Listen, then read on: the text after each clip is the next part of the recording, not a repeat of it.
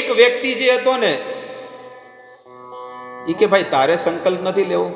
કે હું શું સંકલ્પ લઉં, અને હતો અમારી જાતનો જ કુંભાર હતો. એટલે એ કે હું શું સંકલ્પ લઉં, એટલે કે કાંઈક તો સંકલ્પ લો, બધાએ લીધો તમે કાંઈક લો. એટલે કે હવે ગમે તે તમે સંકલ્પ લો.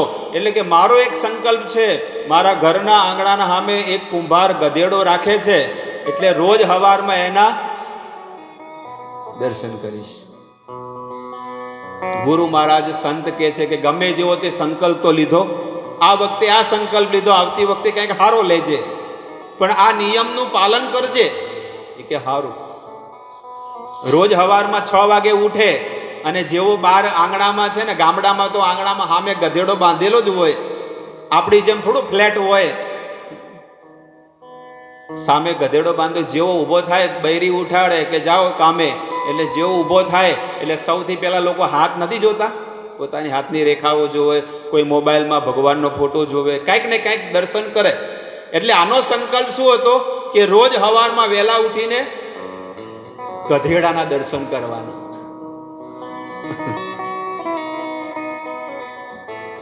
ઉઠીને એના દર્શન કરે અને પછી કે મારો નિયમ પૂરો, આ મારો સંકલ્પ હતો ને એ પૂરો થઈ ગયો. 15 દાડા થયા, 20 દાડા થયા, 1 મહિનો થયો. પણ હવે આ જે પેલો જે કુંભાર હતો ને એ સવારમાં વહેલો જતો રહ્યો. એક દિવસ શું થયું, એના ગધેડાને લઈને માટી ખોદવા બીજા ગામમાં જવું હતું. આ ગામમાં પૂરી થઈ ગઈ એટલે બીજા ગામમાં ગયો. એટલે પેલો ઓલો જે ઉઠ્યો એટલે એને ગધેડાના દર્શન ન થયા. એટલે પેલો વિચાર કરે કે આખો મહિનો જો સંકલ્પ કર્યો, હવે એક દાડો શું કામ બગાડવો છે.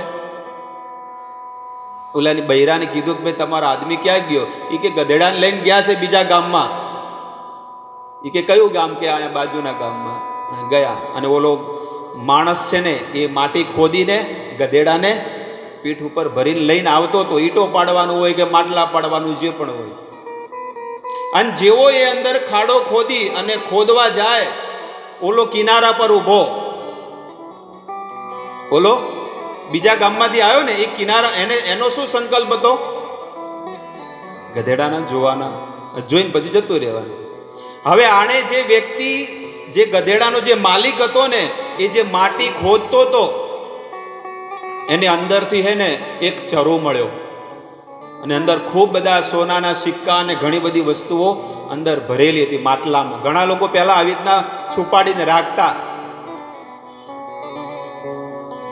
એટલે આને વિચાર કર્યો કે આટલું બધું ધન, આખું જીવન એશો આરામ કરો તોય ખૂટે એમ નથી, હાથ પેઢીઓ ઉજી.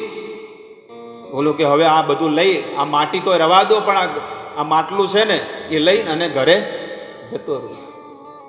પેલો કિનારા પર ઉભો ઉભો કે જોઈ લીધું, જોઈ લીધું.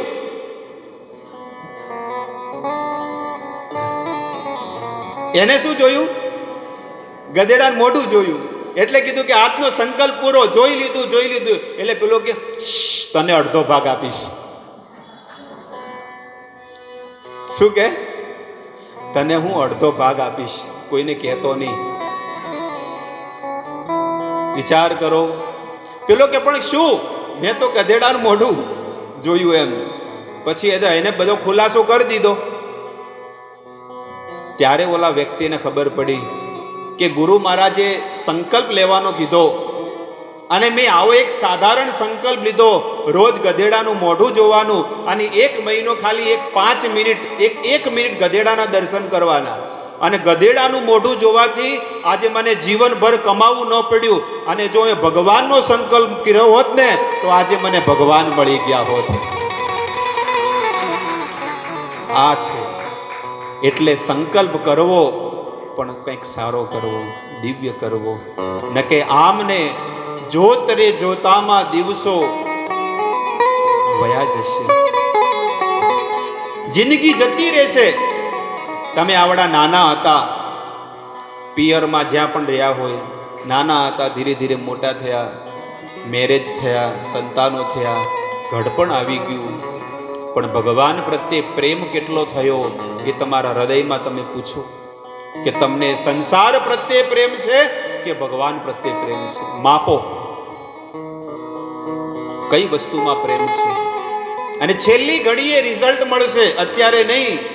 અંતકાલે ચ મામેવ સ્મરણ મુક્ત્વા કલેવરમ. ભગવદ્ ગીતામાં ભગવાન કહે છે કે જીવનની છેલ્લી ઘડીએ, છેલ્લા શ્વાસ તમારા ચાલશે, તમને કોણ યાદ આવશે? હું કે સંસાર?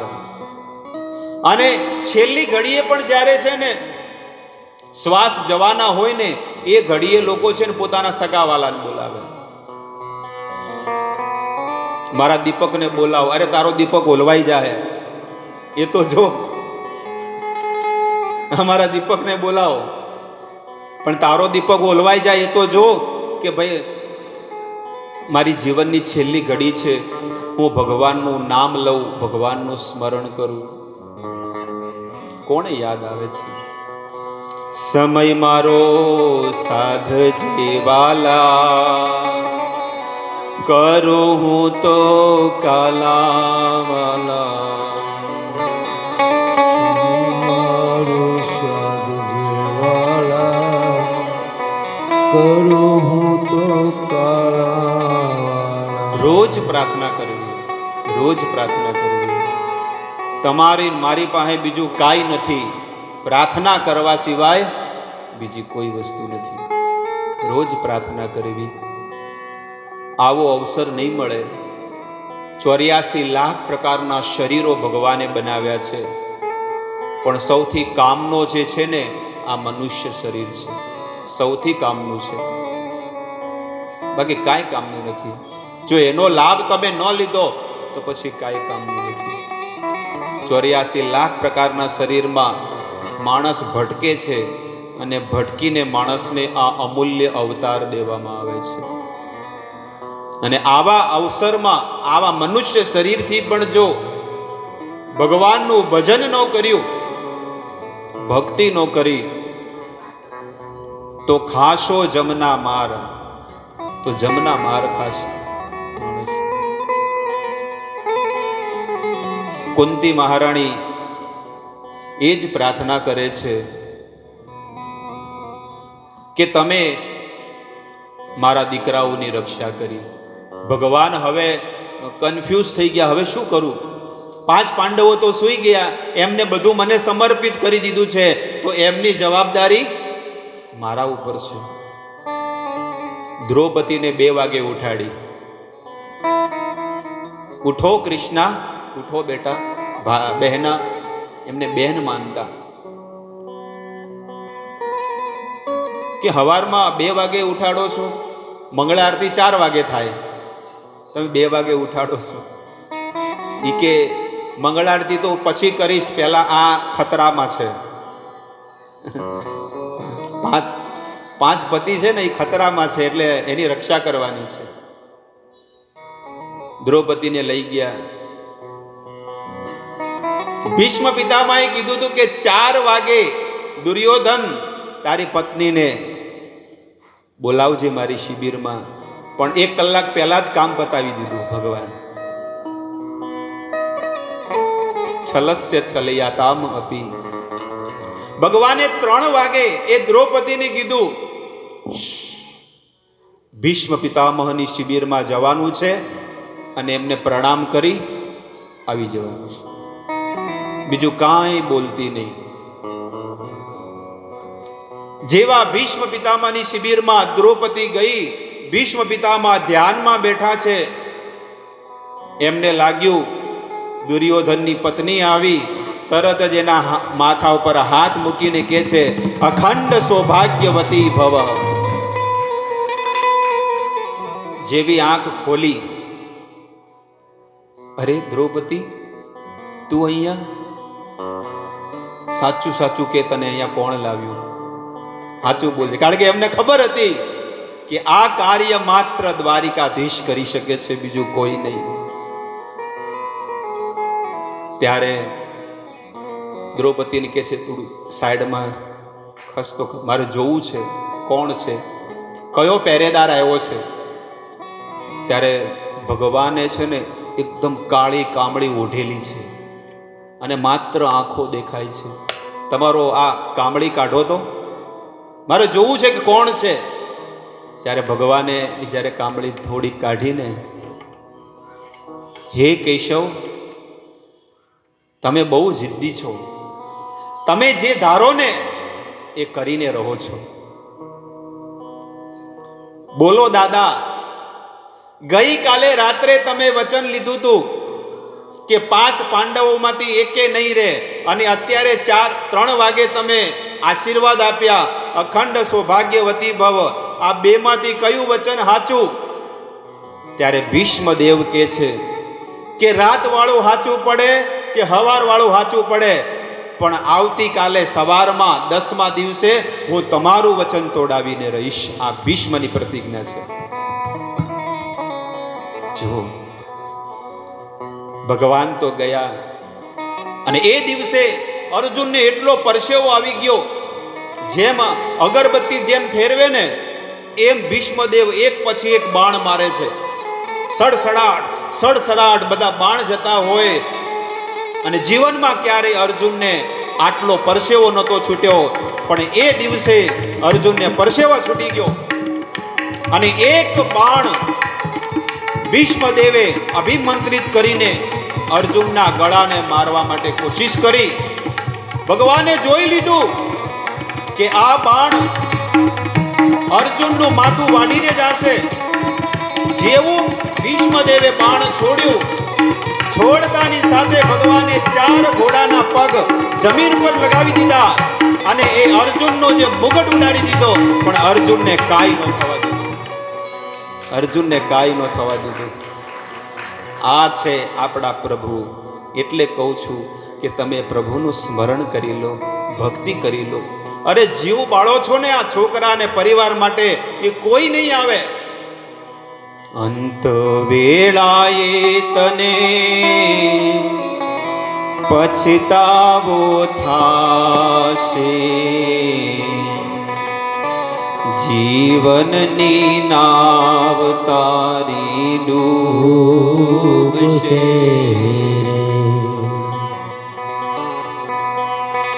માધવના નામમાં મસ્ત બનીને જન્મ મરણના ફેરા ટાળજો રે. માધવ નામમાં મસ્ત બનીને જન્મ મરણ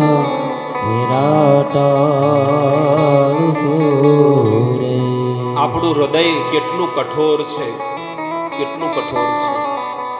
આપણો ઇતિહાસ, આપણો વેદ કહે છે કે સ્ત્રીઓનું હૃદય બહુ કોમળ હોય છે, તરત રોઈ પડે, પણ ભગવાન માટે કોઈને રોવું નથી આવતું. કે ભગવાન માટે, ભગવાનના વિરહમાં, કે ભગવાન મારું હૃદય કેટલું વજ્ર જેવું કઠોર છે કે તમારા માટે જીવ નથી બળતો. અને સંસારના હાડ માંસથી બનેલા જે લોકો રોજ મને ગાળો બોલે, રોજ મને મારે અને રોજ મને તરછોડે છે, પણ તોય એવા લોકો માટે હું જીવ બાળું છું. સંસારી વ્યક્તિઓ માટે જે કોઈના નથી અને મારાય નથી થવાના, પણ તો એના માટે હું જીવ બાળું છું. તમે કેવી માયા લગાડી છે, તમે કેવી માયા લગાડી છે. ક્યારે દિવસ આવશે કે હું તમારા માટે મારા પ્રાણ, મારો જીવ હું આપી દઉં? ક્યારે એવો દિવસ આવશે? એક નહીં, આવી કેટલી બધી મુશ્કેલીઓ એ 5 પાંડવ ઉપર આવી, પણ તોય કાંઈ ન થયું. વિશાળ સૈન્ય સાગરે કૌરવોની સેના કેટલી હતી? વિશાળ 64 કરોડ સેના હતી. અને આ બાજુ કેટલા હતા? પણ વાળે વાકો થયો. કેમ? ભગવાન હતા. જેની પાસે ભગવાન હોય છે ને એને કાંઈ નથી થતું. દુર્યોધન અને અર્જુન આ બંને જણા ભગવાન પાસે ગયા હતા કે અમને મદદ કરો યુદ્ધ ભૂમિમાં. દુર્યોધન તો સૌથી પહેલા છે ને સૌથી પહેલા છે ને એ દ્વારકા નગરીમાં પહોંચી ગયો હતો. અને જૈન ક્યાં બેઠો હતો ખબર? ઓશીએ બેઠો એટલે ખબર, માથા પાયે જઈને બેઠો. એના માટે કે અમે વેવાઈ છીએ. કૃષ્ણ અને દુર્યોધન આ બંને વેવાઈ હતા. કૃષ્ણનો દીકરો, ભગવાનના દીકરા, અને દુર્યોધનની દીકરી, બંનેના વિવાહ થયા. અને બંને વેવાય થાય. સમધિ કે ને હિન્દીમાં સમધિ એટલે કે બંને એક સમાન, એટલે કે માથે જઈને ઓશી જઈને બેઠા રહે. અર્જુન જ્યારે આવ્યો ને થોડો મોડો પડ્યો. અર્જુન જ્યારે આવ્યો તો દ્વારકાધીશના ચરણોમાં જઈને બેઠા. જ્યાં ચરણ હતા ને, ભગવાન સુતેલા છે. અને જેવી આંખ ખુલે તો કોનું મોઢું પેલું દેખાય? જે ચરણમાં હોય ને એનું દેખાય ને. એટલે અર્જુનના દર્શન કર્યા. અર્જુન, તમે અહીંયા? દ્વારકાધીશ, હું પણ આવ્યો છું. ઓહો વેવાઈ, તમે પણ ક્યાંથી આવ્યા? એક સાથે બે જણા? હું તો ક્યારનો આવ્યો હતો, પણ તમે ઓશીએ બેઠા હો કેવી રીતે ખબર પડે? જે મારા ચરણોની સામે હોય પેલું દેખાય. એટલે અર્જુનને મેં પહેલો જોયો છે. એટલે અર્જુનને બે જણા વાતો કરે છે કે અમે તમારી સલાહ લેવા આવ્યા છીએ અને અમને કંઈક મદદ કરો. ભગવાન કહે છે કે જો આ બધા મારા સગા સંબંધીઓ છે અને હું કોઈ પણ સંબંધીઓની વચ્ચે યુદ્ધ નહીં કરું, પણ એક વસ્તુ છે, તમને મદદ કરીશ. એક તરફ મારી એક અક્ષણી સેના, 18 અક્ષણી સેના હતી ને, એક અક્ષણી ભગવાને આપેલી, અને એક બાજુ હું એકલો, પણ હું યુદ્ધ નહીં કરું, હું ખાલી માત્ર ત્યાં ઊભો રહીશ, બસ, બીજું કાંઈ નહીં કરું. શકુની મામાએ કીધું તું કે તું ભગવાનને માગજે, કારણ કે જ્યાં ભગવાન હોય છે ત્યાં કાંઈ નથી થતું. પણ દુર્યોધન વિચાર કરે કે આ જેમ આપણે પેલા શોરૂમની બહાર કોઈ સેમ્પલ જોકરને નહીં ઉભા રાખતા, બસ એ જ ભાવનાથી કે આ દ્વારકાધીશ કદાચ એકલા ઉભા રહે તો શું કરશે મારે યુદ્ધભૂમિમાં? યુદ્ધભૂમિમાં તો શસ્ત્ર ઉપાડે એવો વ્યક્તિ હોવો જોઈએ. ઉભા રહીને શું કરવાનું છે? કારણ કે એની મતિ ભ્રષ્ટ થઈ ગઈ હતી. બે જણાએ માંગ કરી, પણ દુર્યોધન કે પહેલા હું આવ્યો તો. ભગવાન કહે છે કે પહેલા મેં અર્જુનને જોયો છે, એટલે અર્જુન માંગશે. હવે દુર્યોધનના હૃદયમાં ફફડાટ ચાલુ થઈ ગયો કે ક્યાંક સેના નો માગે. પણ અર્જુને ભગવાનને માગ્યા કે મારે તો કૃષ્ણ જોવે છે, બીજું કાંઈ નહીં. દુર્યોધન કહે છે કે ઠીક છે, તો સેનાપતિને આજ્ઞા આપો, વેવાય હું જાઉં. દુર્યોધન તો જતો રહ્યો. અર્જુનને કહે છે, ભગવાન શ્રી કૃષ્ણ કહે છે કે યુદ્ધ ભૂમિમાં કોની જરૂર પડે? અર્જુન, સેનાની જરૂર પડે. તો તને ભાન છે કે તે શું માગ્યું? સેનાની જરૂર પડે તો તે શું માગ્યું? મને માગ્યું. તો હું શું કરવાનો છું? તમે કાંઈ ન કરતા, તમે ખાલી મારા રથના ઘોડા તમે સંભાળજો, બીજું કાંઈ નહીં. મારો રથ સારી જગ્યાએ લઈ જજો. અને મને પૂર્ણ વિશ્વાસ છે કે જ્યાં આગળ ભગવાન છે ત્યાં આગળ કોઈ ભક્તનો વાળે વાકો નથી થતો. યત્ર યોગેશ્વર કૃષ્ણ યત્ર પાર્થ ધનુર્ધર તત્ર શ્રી વિજયો ધ્રુતિ ધ્રુવા નીતિર મતિર મમઃ.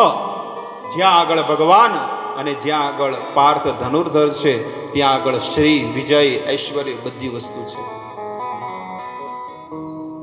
અમારા રથના ઘોડા પણ તમને સમર્પિત કરું છું અને મારા જીવનના સુખ દુઃખની બધી ડોર પણ તમને હું સમર્પિત કરું છું. આ છે વિશ્વાસ કે ભગવાનને આગળ શું માગવું જોઈએ. એક એક અગણિત છે ઉપકાર એના, એ ભાવના ભૂલશો નહીં. ભગવાનના કેટલા કેટલા ઉપકારો આપણી ઉપર છે. જેમ અર્જુનની ઉપર ભગવાને કૃપા કરી છે, એમ આપણા બધાની ઉપર ભગવાને કૃપા કરી કે આપણને 84 લાખ પ્રકારના શરીરમાંથી આ દુર્લભ મનુષ્ય અવતાર આપ્યો. ન કે ગધેડાનો, કૂતરાનો, ઝાડનો એવો મળ્યો હોત તો. એટલે આપણે ભાગ્યશાળી છીએ કે નહીં?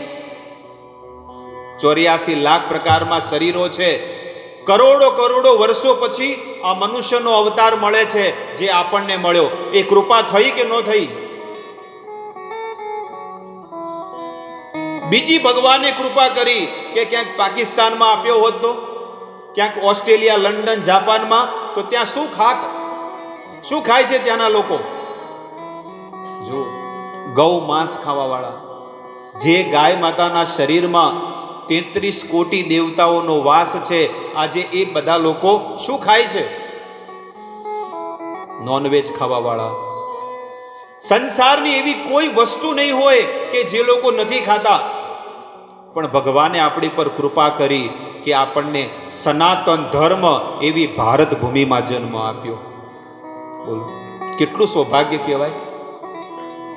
લાગે છે કે નથી લાગતા કે આપણે કેટલા ભાગ્યશાળી છીએ, પણ તોય આપણને આપણી કદર નથી કે આટલું કેટલું મોટું સૌભાગ્ય કહેવાય કે ભગવાને આપણને ભારતમાં જન્મ આપ્યો. ભારતમાં તો જન્મ આપ્યો, પણ એ ભારતની અંદર એવું ક્ષેત્ર છે ગુજરાત, કે જે ગુજરાતની અંદર જે સંતોની ભૂમિ છે, એ ભૂમિ પર આપણને જન્મ આપ્યો. કેટલું મોટું સૌભાગ્ય કહેવાય, કેટલું મોટું સૌભાગ્ય. જે ભારત ભૂમિમાં ભગવાનના 24 અવતારો થઈ ગયા, નરસિંહ, વરાહ, વામન, પરશુરામ, કશ્યપ, કપિલ, નારદ, ચતુષ્કુમાર, દત્તાત્રેય, આ 24 અવતારો ભગવાનના આ ભારતમાં થયા. કોઈ અમેરિકામાં થયો, કોઈ જાપાનમાં થયો, કે ભગવાન કાળા હતા તે વેસ્ટ ઇન્ડિઝમાં જન્મ લીધો?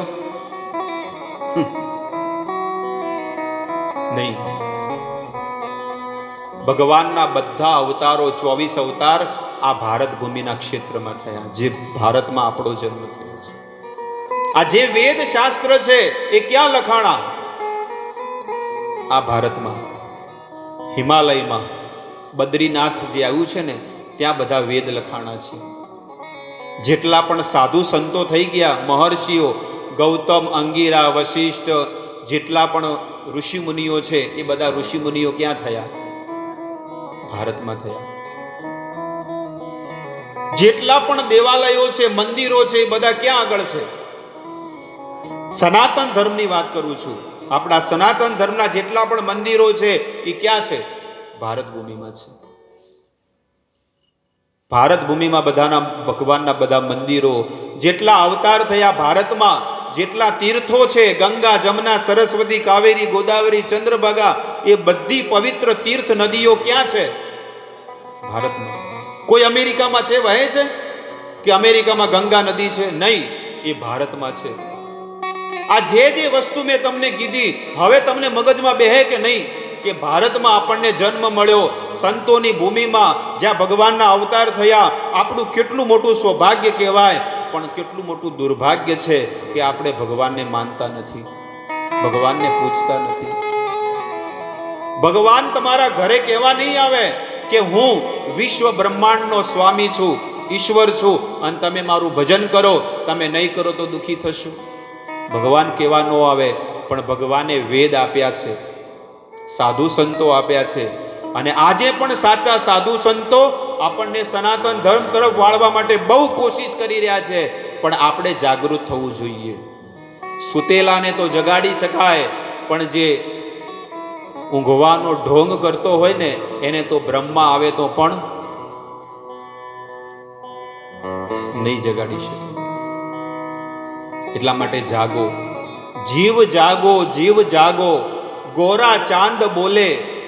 ભગવાન કહે છે કે અરે જાગો, તમે કેટલા જન્મોથી આ માયામાં પડેલા છો, હવે તો જાગો. કેટલાય જન્મોથી તમે આ માયાની પિશાચી રૂપી ખોળામાં સૂતેલા છો. ઊંઘ કેમ આવે છે? આપણને એમ થાય કેવા ઘસઘસાટ ઠંડીના ઊંઘતા હોય, બોલો, આનંદ લેતા હોય. જેમ જેમ 4 વાગે ને 5 વાગે ને, એમ ધાબળો વધારે ખેંચે. બોલો કેવી ઊંઘ આવે. હું તમને એમ કહું છું કે તમે ઊંઘો છો, પથારીમાં તમારી બાજુમાં કોઈક ડાકણ ઊંઘેલી હોય તો ઊંઘ આવે? બાજુમાં કોઈ ડાકણ ઊંઘેલી હોય તો ઊંઘ આવે? સાચું બોલજો. તો એવી રીતે ભગવાન પણ એ જ કહે છે, કત નિદ્રા જાઓ માયા પિશાચીર કોલે. તમારી બાજુમાં આ કાળ રૂપી ડાકણ બાજુમાં સૂતેલી જ છે અને તમને ખાઈ રહી છે, તોય તમને ઊંઘ આવે છે. અમુકને તો ન આવતી તો 2-4 ગોળીઓ હજી ખાઈ લે ઊંઘની. બોલો કેવું માણસનું જીવન છે. કેટલું મોટું દુર્ભાગ્ય છે. શીખો, શીખો, કંઈક શીખો. શાસ્ત્ર, સાધુ સંતો, મંદિર, આ બધી વસ્તુથી કંઈક શીખવા જેવી વસ્તુ છે કે એક એક ઘડી આપણી બહુ કિંમતી છે અને એ ઘડીને એમને મત વેડફી નાખો. બસ આજની કથાનો સાર આપે છે. કુંતી મહારાણી હસ્તિનાપુરથી જ્યારે ભગવાન દ્વારકા જઈ રહ્યા હતા ને ત્યારે આ પ્રાર્થના કરે છે. ભગવાન રથ ઉપર બેઠા છે. ઉદ્ધવ અને સાત્યકી એ રથના દોરડા ખેંચી રહ્યા છે અને હસ્તિનાપુરની બધી સ્ત્રીઓ પોતાના ટેરેસ ઉપર ઊભી એ ભગવાનના દર્શન કરે છે કે આ દ્વારિકાના નાથ હવે આપણને ક્યારે દર્શન થશે. દર્શન કરી લો, જેટલા પીવા હોય એટલા આ આંખોથી ભગવાનને પી લો, પછી નહીં મળે.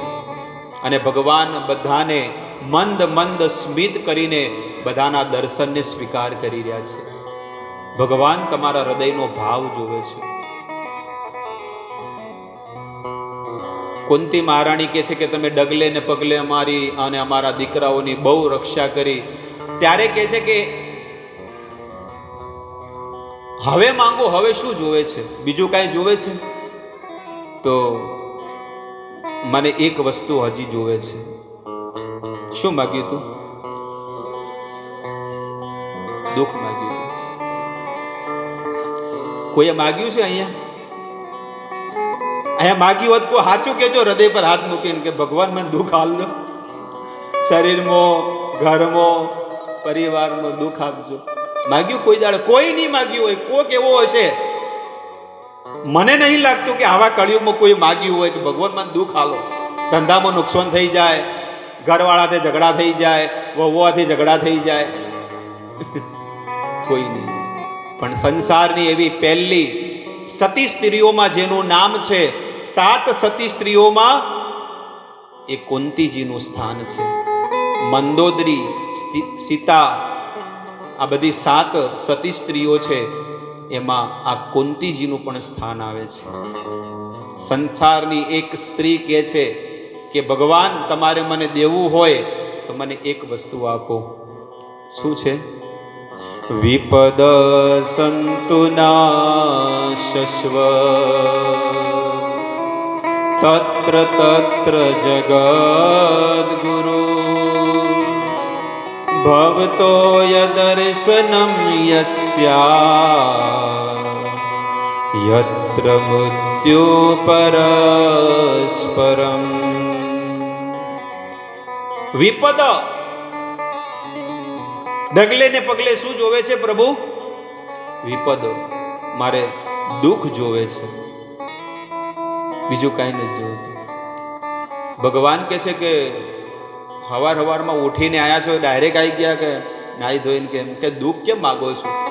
સંસારના માણસો તો આમ વિચાર કરીને માગે, મંદિરે જાય એટલે લિસ્ટ બનાવીને આવે છે, અને તમે ખાલી ડાયરેક્ટ કહી દીધું કે દુઃખ જોવે છે. હું બીજા કોઈની સામે પ્રગટ થઈ જાઉં અને માગું, એમ કહો કે માગો, તો લોકો તો લિસ્ટ બનાવીને લાવે, અને તમે કહે છે કે દુઃખ જોવે છે. કેમ દુઃખ જોવે છે? શા માટે? ત્યારે કુંતી મહારાણી કહે છે કે સુખમાં તમે યાદ કદાચ ન આવો, પણ દુઃખ પડે ને તો તમે યાદ આવો. दुख में सब हरि भजे, दुख में सब हरि भजे, सुख में भजे न कोई. जो सुख में हरि भजे तो दुख काहे को होय. जो सुखમાં ભગવાનનું નામ લેવા માંડે ને તો જીવનમાં દુઃખ આવે જ નહીં. આટલી મોટી પીડા, આટલું મોટું દુઃખ આખા સૃષ્ટિમાં, આખા જગતમાં આવી ગયું. જો ભગવાનને યાદ કર્યા હોત તો આ 20 વર્ષમાં એટલો બધો પૈસો આવી ગયો માણસો પાસે, એમ છલકાઈ ગયા માણસો,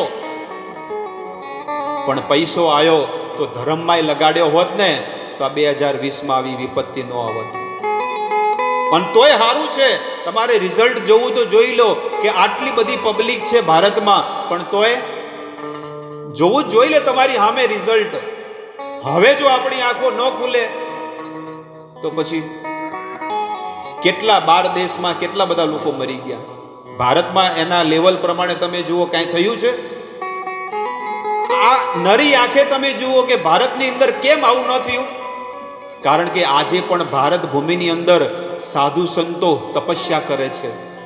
એમનું તપ છે ને, આજે આ તપ છે ને ભારતને ટકાવી દીધું છે.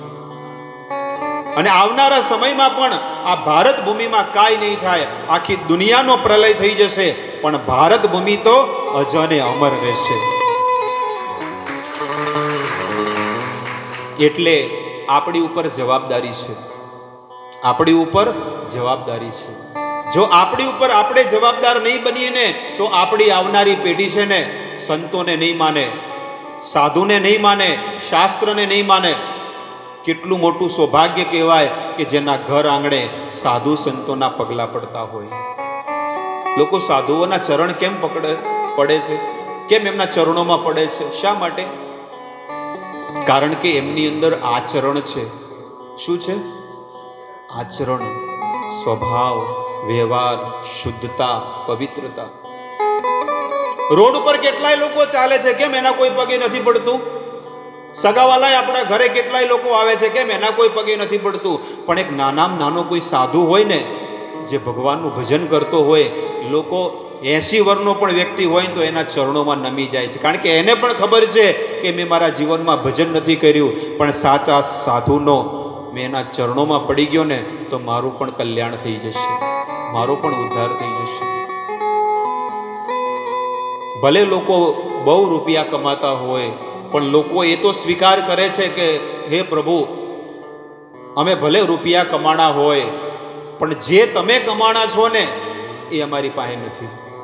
જે તમે ભક્તિ કમાણા, જે ભજન કરો છો, સંસારમાં રહીને ભજન કરો, તમારી જેમ સંસાર છે એમ અમારે પણ છે. તમે જેમ બિઝનેસ કરતા હતા, કરો છો, એમ અમે પણ કરતા હતા. પણ જીવનમાં કંઈક ભગવાન માટે કંઈક એવી ઈચ્છા થઈ કે મારે પણ ભગવાનના ગુણ ગાવા છે. બધું છે, પરિવાર, કુટુંબ, સમાજ, દીકરો, બધું જ છે, પણ રાત દિવસ એક જ લાલસા હતી કે હું ભગવાનના ગુણ ગાઉં. અને ભગવાને એ સેવામાં લગાડી દીધા.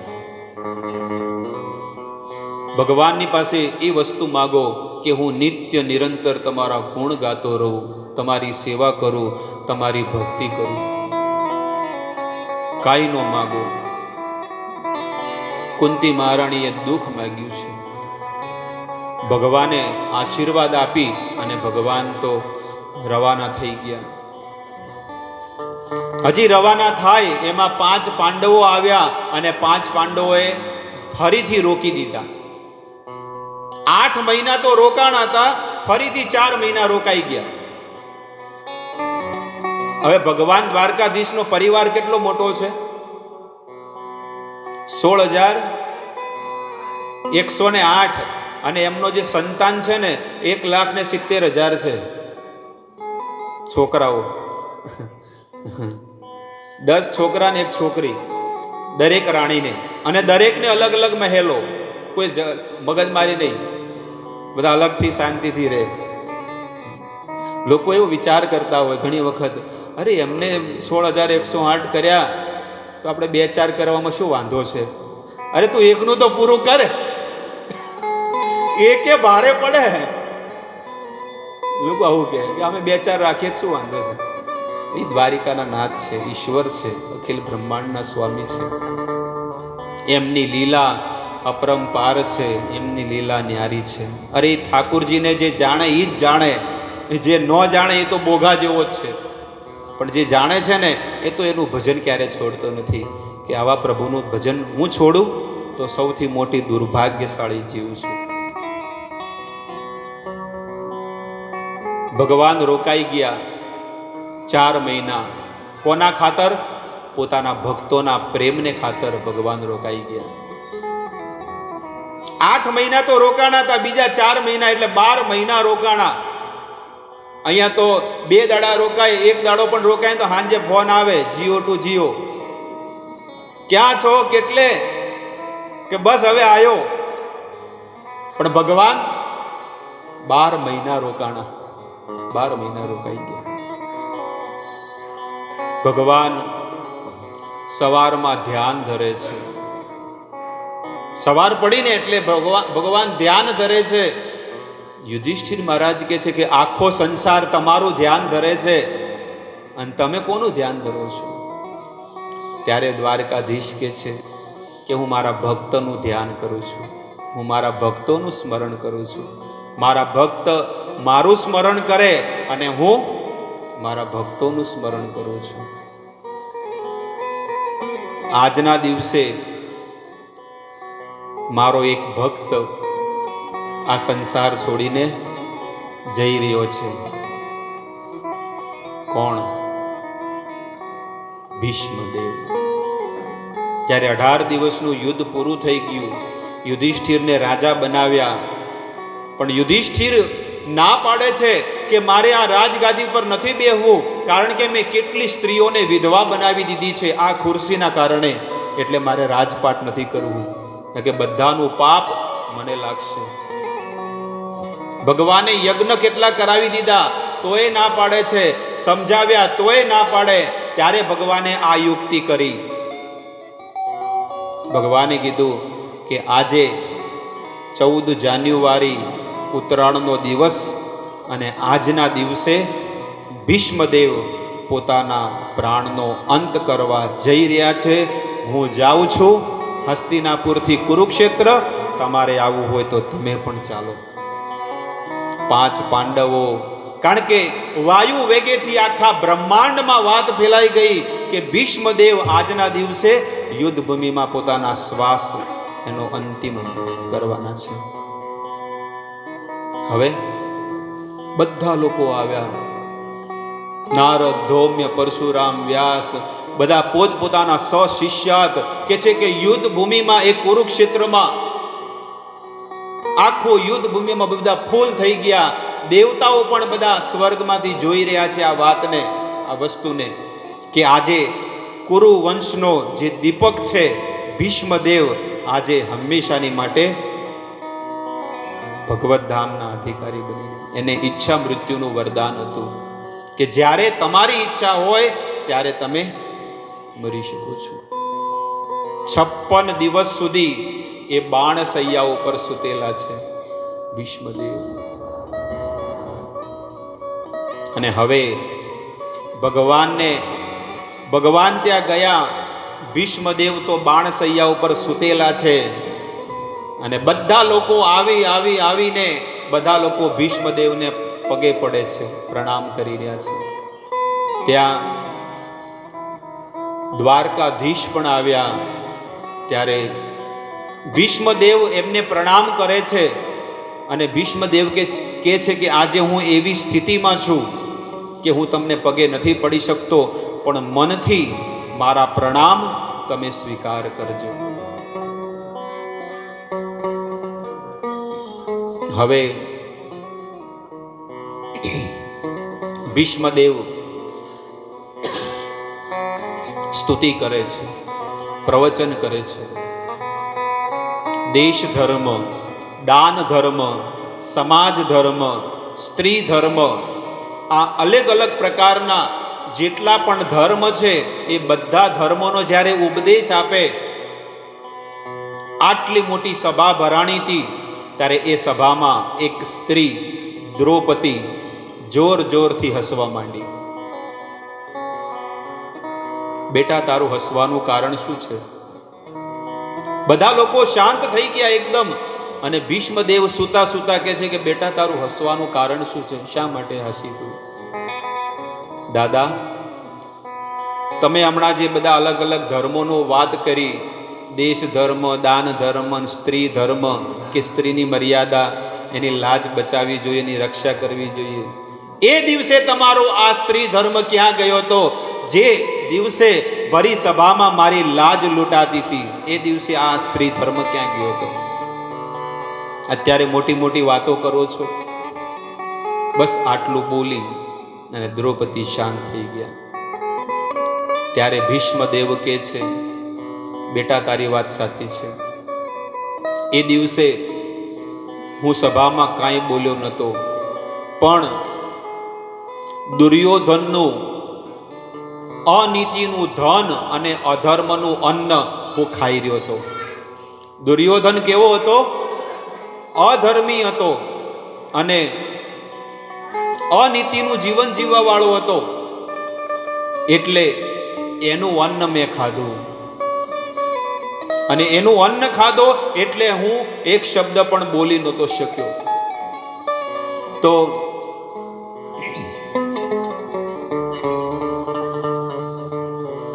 દ્રૌપદી કહે છે કે અત્યારે કેવી રીતે આવ્યો ધર્મ? એ દિવસે અધર્મ હતો, અત્યારે કેવી રીતે આવ્યો? ત્યારે ભીષ્મદેવ કહે છે આ તારો જે પતિ છે ને અર્જુન, એને મને શરીરમાં એક પણ જગ્યા એવી નહીં હોય કે જ્યાં બાણ નથી માર્યા. એ જે જગ્યાએ બાણ માર્યા અને જે અનીતિનું જે અન્ન ખાધું હતું ને એ બધું લોહી પડી ગયું અને આની અંદર જે ધર્મ વધ્યો છે ને એ ધર્મથી હું બોલું છું. આવી રીતે ભીષ્મદેવ સ્તુતિ કરે છે અને સ્તુતિ કરતા કરતા ભગવાનને આગળ ઊભા છે કે ભગવાનને કહે છે કે તમે મારી સામે ઊભા રહો અને બધાને કહે છે કે તમે આ જગતની અંદર અલગ અલગ દેવી દેવતાઓને પિતૃઓને બધાને માનો છો કે આ જ મુખ્ય છે. ત્યારે ભીષ્મદેવ ખુલાસો કરે છે એશ વે ભગવાન સાક્ષાત નારાયણ પુમાન. આ તમારી સામે જે ઊભા છે ને મોરપંખ વાળા, એશ વે ભગવાન સાક્ષાત, આજ અખિલ બ્રહ્માંડના ઈશ્વર છે, સ્વામી છે, જે દરેકના હૃદયમાં રહે છે, ઈ છે. આ સ્તુતિ કરે છે. મને આ સ્તુતિ તો બહુ ગમે છે. આ સ્તુતિ ઉપર છે ને મેં 7 દિવસની કથા કરેલી છે.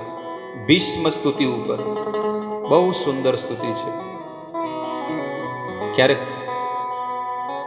સમય હશે તો આપણે 7 દિવસની આ ભીષ્મ સ્તુતિ લેશું. બહુ આનંદ આવે એવી છે. હૃદયમાં ભગવાનની ભક્તિ ઉત્પન્ન કરાવે એવી છે. હવે ભીષ્મદેવ પ્રાર્થના કરે છે સદેવ દેવો ભગવાન પ્રતીક્ષતા કલેવરમ યા વિનિદોહિનોમ્યહમ પ્રસન્નહાસારુણલોચનોત્સલ મુખાંબુજો ધ્યાન પથ ચતુર્વિધમ. ભીષ્મદેવ સ્તુતિ કરે છે અને બહુ આનંદદાયક, હૃદયમાં સુખ પ્રદાન કરે એવી સ્તુતિ છે. આપણે પણ આ સ્તુતિમાં થોડી વાર માટે જોડાઈએ અને એ કુરુક્ષેત્રનું આપણે સ્મરણ કરીએ. મનથી આપણે કુરુક્ષેત્રમાં જવાનું છે અને ભગવાનના દર્શન કરવાના છે.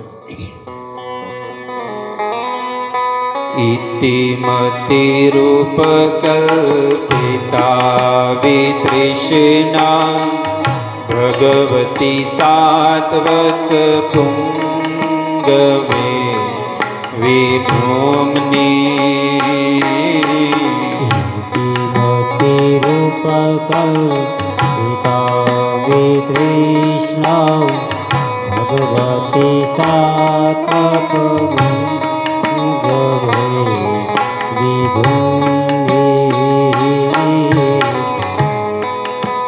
ભીષ્મદેવ કહે છે કે મારી આ મતિ જે છે ને એ હું તમારામાં લગાડું છું. મને એવું વરદાન આપો, મને એવા આશીર્વાદ આપો કે હું જન્મો જન્માંતર સુધી તમારી સેવા કરું. સ્વસુખમોપગતે ક્વચિદ વિહર્તુમ પ્રકૃતિમપેયુષિયાદ્ભવ પ્રવાહ સુગમુગપતે ક્વચિદ વિહર્તુમ પ્રકૃતિમપેયુષિયાદ્ભવ.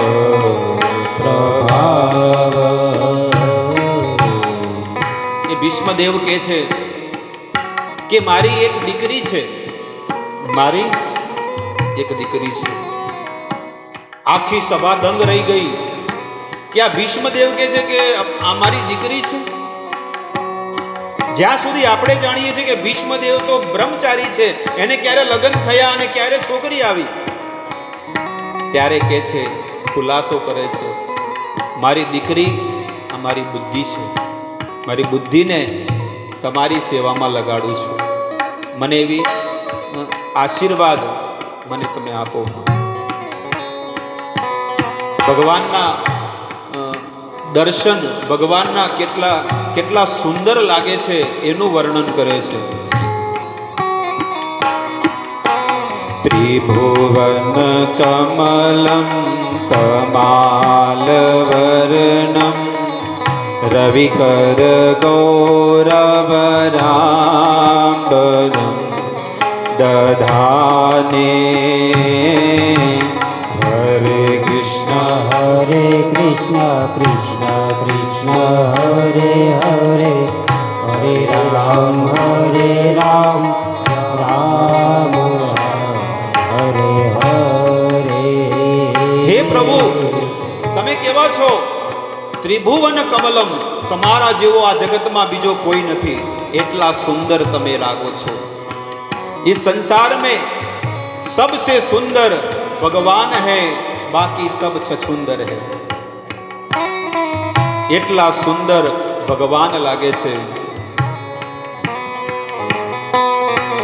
ત્રિભુવન કમલમ કમાલવર્ણમ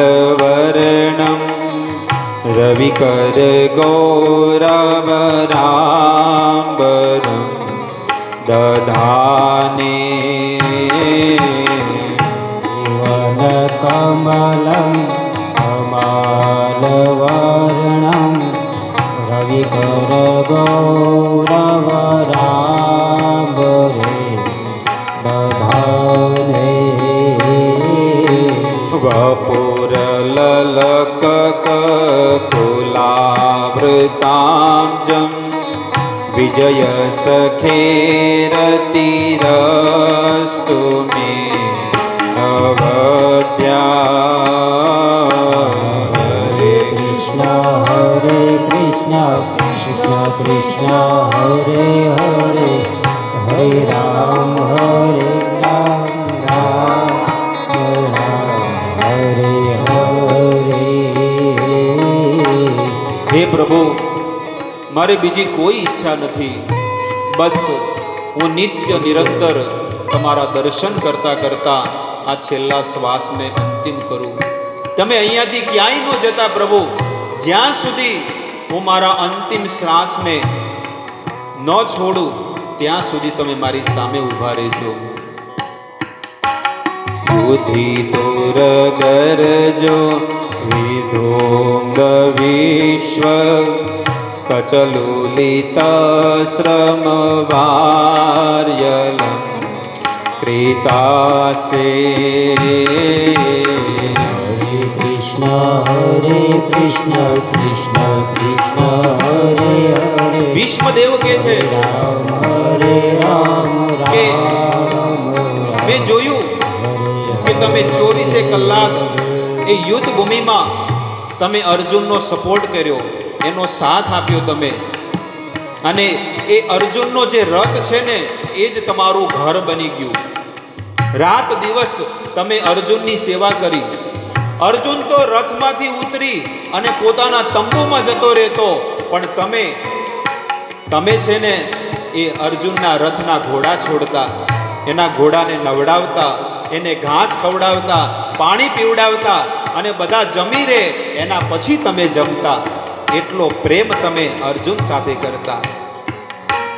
યોધિ તોર ગરજો વિધુમ્ન વિશ્વ કચલુલિતાશ્રમવાર્યલમ ક્રીતાસે. હરે કૃષ્ણ કૃષ્ણ કૃષ્ણ હરે હરે હરે રામ રામ હરે હરે. હે દ્વારિકાધીશ, આટલા આટલા બધા બાણ મને લાગ્યા છે, આખા શરીરે, અહીંયાથી લઈને આખા શરીરમાં, હાથમાં, બધે બાણ લાગ્યા છે. અરે કોઈને એક બાણ લાગે ને તો એ ઘા જે છે ને સહન ન કરી શકે, પણ આજે મને આટલા બધા બાણ લાગ્યા છે પણ મને કાંઈ નથી થતું. કેમ? કારણ કે બધું દુઃખ છે ને તમે લઈ લીધું છે, મને કાંઈ પીડા નથી થતી. આવી દશા. આપણને થોડુંક પણ લાગે તો આપણે શું થાય? પણ એ ભીષ્મદેવને કાંઈ ન થયું. કેમ? કારણ કે એ બધું દુઃખ ભગવાને લઈ લીધું હતું. આ ભક્ત છે ભીષ્મદેવ, ભગવાનના 12 મહાજનોમાં સૌથી શ્રેષ્ઠ ભગવાનના શુદ્ધ ભક્ત છે. અને ઈ કે છે,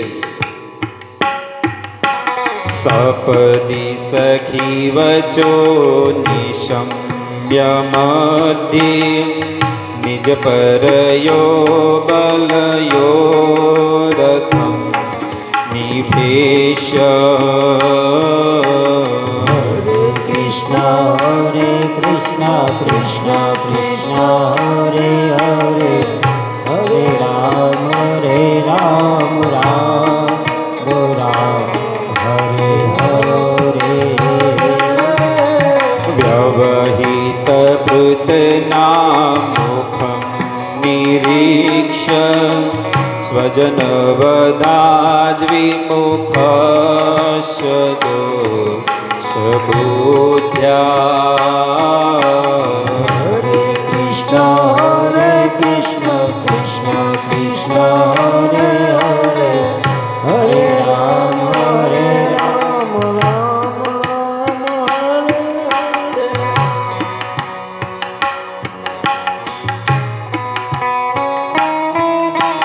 સ્વનિગમમપહાય પ્રતિજ્ઞા ઋતમધિકર્તુમવપ્લુતો રથસ્થ. હરે કૃષ્ણ કૃષ્ણ કૃષ્ણ હરે હરે, હરે રામ રામ રામ હરે હરે. હે કૃષ્ણ, મેં પ્રતિજ્ઞા લીધી હતી કે હે આવતીકાલે પાંડવોમાંથી એક નહીં રહે, પણ મારી પ્રતિજ્ઞાની રાહ તમે ન જોઈ અને તમારી પણ પ્રતિજ્ઞા તમે તોડી દીધી. તમે વચન લીધું હતું કે હું યુદ્ધ ભૂમિમાં અસ્ત્ર શસ્ત્ર નહીં ઉપાડું, પણ તમારા ભક્તની ઉપર જ્યારે સંકટ પડ્યું એ દિવસ મને હજી સુધી યાદ આવે છે કે યુદ્ધના 10મા દિવસે જ્યારે મેં અર્જુનની ઉપર જણજણાટ બાણમાં નાખ્યા, ત્યારે અર્જુનની રક્ષા કરવા માટે તમે રથમાંથી કૂદી પડ્યા અને જેમ વાયુ વેગે ભગવાન કે એ રથનું પૈડું લઈ અને ભીષ્મદેવની ઉપર દોડે છે. નહીં છોડવા છે, કારણ કે આજે મારા ભક્તની ઉપર પ્રહાર કર્યો છે. અને જે નીચે રથનું પૈડું હતું ને એ લઈને ભગવાન દોડે છે. અર્જુન કહે છે કે તમે વચન લીધું છે કે તમે શસ્ત્ર નહીં ઉપાડો, પણ અર્જુનને ઘસડતા ઘસડતા લઈ જાય છે. અને ભીષ્મદેવ કહે છે તમારાથી જો મારું મૃત્યુ થતું હોય ને તો મારું જીવન આજે સફળ બની જાય, ધન્ય ધન્ય થઈ જાય. આવો કેશવ આવો. અર્જુન કહે છે કે તમે રથનું પૈડું મૂકી દો. ત્યારે કૃષ્ણ કહે છે હું તો મૂકી દઈશ જો તું દાદાને મારીશ તો. ત્યારે રડતા રડતા રડતા અર્જુન છે ને એક એક બાણ મારે છે. એ દિવસે ભીષ્મદેવે છે ને બધું છોડી દીધું, અસ્ત્ર શસ્ત્ર બધું મૂકી દીધું. કેમ? કારણ કે હવે ભગવાનની ઈચ્છા છે. એટલે ભીષ્મદેવને એક એક બાણ લાગ્યા છે અને ભીષ્મદેવ જમીન ઉપર ધરાશાયી થઈ ગયા. આખું યુદ્ધ ભૂમિ શાંત થઈ ગયું, શંખ વાગી ગયા, કારણ કે બધાને ખબર પડી ગઈ કે આ યુદ્ધ ભૂમિમાં સૌથી મેન હતા ધરાશાયી થઈ ગયા છે. એક એક બાણ આખા શરીરે, પગમાં, હાથમાં બધે લાગી ગયા છે. દુર્યોધન બધા લોકો રડી રહ્યા છે. ભીષ્મદેવ કે છે કોઈ મને તકિયું આપો, કોઈ મને તકિયું આપો. ત્યારે દુર્યોધન સેનાપતિને કહે છે કે જાઓ જલ્દીથી ગાલીચાન તકિયા લેતા આવો. ત્યારે ભીષ્મદેવ કે છે જેણે મને આ ગાદલું આપ્યું છે ને બાણનું, એ જ મને તકિયું આપશે. અર્જુન બહુ રડે છે, બહુ રડે છે, અને રડતા રડતા 3 બાણ અહીંયા મારે છે. આખું માથું ભેદી અને એ 3 બાણ એને લાગ્યા છે. પહેલાના લોકો આવા વીર હતા, વીર. હવે મચ્છર જેવા થઈ ગયા. આવા વીર પહેલા હતા કે જે